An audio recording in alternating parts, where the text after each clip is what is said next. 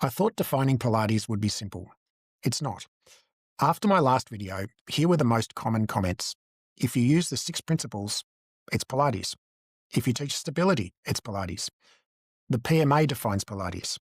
If you use springs, it's Pilates. And my favourite, surely there's a line somewhere. Well, okay, I'm up for this conversation, so let's go one level deeper.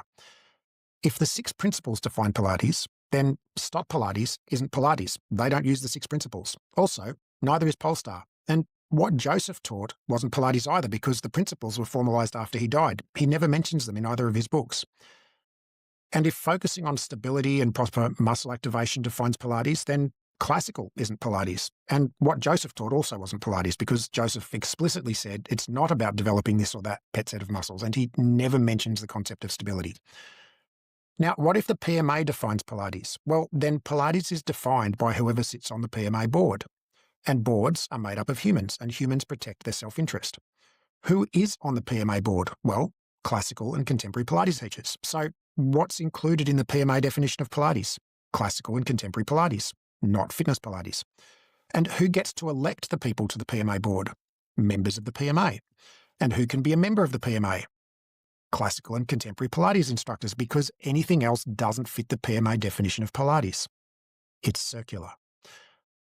And what if equipment with springs defined Pilates? And this is the one that I'm most sympathetic to.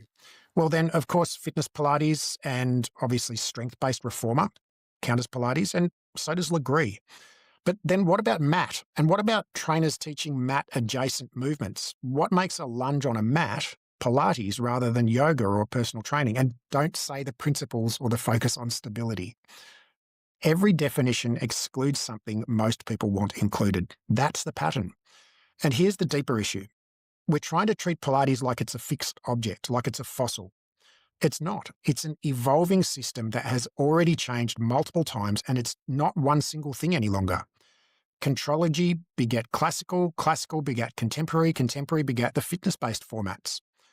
Each generation adjusted a few things, extended the concept of Pilates in a slightly different direction. But cumulatively, those few things become major shifts.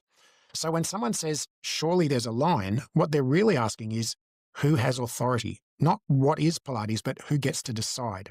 And there is no neutral answer to that question. There's no global governing body. And even if there were, governing bodies are made up of Pilates teachers and they have self-interest. There are no objective criteria that doesn't contradict history somewhere. The closer you look, the harder it is to define. And that's not a weakness. That's what evolution looks like. Language evolves, medicine evolves, training systems evolve, and Pilates is evolving too.